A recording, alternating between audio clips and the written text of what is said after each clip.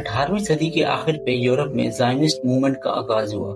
یہ ایک political movement تھا، اس کا مقصد تھا یہودیوں کے لیے ایک الگ ملک بنانا، اور اس ملک کے لیے انہوں نے فلسطین کو چنا، جو کہ اس وقت عثمانی امپائر کا حصہ تھا۔ یہودیوں نے اس وقت کے مسلمان خلیفہ سلطان عبدالحمید سے فلسطین کی زمین خریدنے کی کوشش کی، لیکن سلطان عبدالحمید نے انہیں صاف انکار کر دیا۔ یہ سرزمین ہماری نہیں، ہماری قوم کی ہے۔ جب تک ہم زندہ ہیں یہ ریاست کبھی قائم نہیں ہو، کامیاب نہیں ہونے دیں گے ہم۔ چلے جاؤ۔ اور اس انکار کے بعد یہودیوں کو اس بات کا یقین ہو گیا تھا کہ جب تک عثمانی امپائر زندہ ہے وہ اپنا ملک کبھی نہیں بنا سکیں گے، اور پھر I world war. Usmani umpire ٹوٹ گیا اور فلسطین برٹش کے ہاتھ میں چلا گیا، اور یہیں سے حالات بدلنا سٹارٹ ہو گئے۔ 1947 میں برٹن نے بیلفور ڈیکلریشن ایشو کی، جس میں انہوں نے اوپنلی کہا کہ یہودیوں کے لیے فلسطین میں وہ ایک ملک بنانا چاہتے ہیں۔ یہ سب صرف اس لیے تھا کہ وہ جنگ کے دوران یہودیوں کی سپورٹ حاصل کر سکیں۔ برٹش رول کے دوران یہودی لوگ دنیا بھر سے فلسطین میں آنا سٹارٹ ہو گئے تھے۔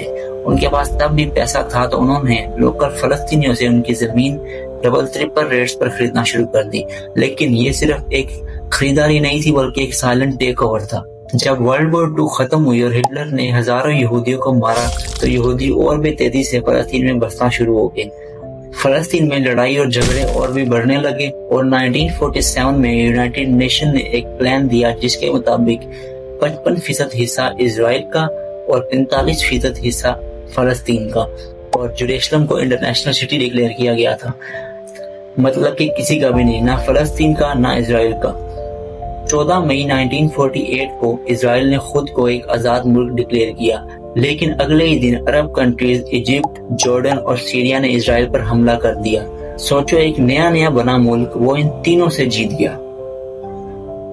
اس جنگ کے بعد 7 لاکھ فلسطینیوں کو اپنے گھروں سے نکال دیا گیا۔ اسے کہا جاتا ہے نکبہ، مطلب تباہی کا دن۔ یونائٹڈ نیشن نے جو پلان دیا تھا اس کے مطابق 45% زمین فلسطینیوں کو ملنی تھی، لیکن اس جنگ کے بعد صرف 5% ایریا فلسطینیوں کے پاس بچا، اور باقی سب پر اسرائیل نے قبضہ کر لیا، اور ایون کہ جیروسلم کے بھی آدھے حصے پر اسرائیل نے قبضہ کر لیا۔ 1967 میں پھر سے جنگ ہوئی، اور اس بار یہ جنگ 6 دن چلی۔ اسرائیل نے ایجپٹ، سیریا اور جارڈن کو دوبارہ ہرا دیا، اور اس بار اس نے ویسٹ بینک، غزہ اسٹرائپ اور پورے جیروسلم کو آکوپائی کر لیا تھا، مطلب جو تھوڑا سا حصہ فلسطینیوں کے پاس بچا تھا وہ بھی کیا۔ 2 بار عرب دنیا کی ہار نے لوگوں کا بھروسہ اپنے لیڈرز سے ہٹا دیا تھا۔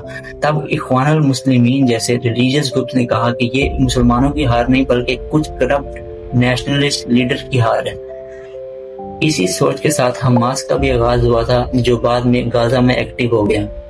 آج اسرائیل ایک سپر پاور بن چکا ہے اور دنیا کے کافی طاقتور ملک اس کو سپورٹ کرتے ہیں۔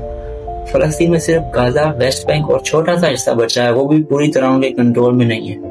غزہ کے راستے بند ہیں، اور 2 سال سے زیادہ ہو چکے ہیں اسرائیل غزہ پر جینوسائیڈ کر رہا ہے، اور ہزاروں مسلمانوں کو شہید کر دیا گیا ہے۔ نہ یونائٹڈ نیشن نے اس پہ کوئی ایکشن لیا، نہ ہیومن رائٹس کے قانون نے کوئی انصاف دیا۔ جو ادارے انسانی حقوق کے لیے بنائے گئے تھے آج بھی وہ خاموش ہیں۔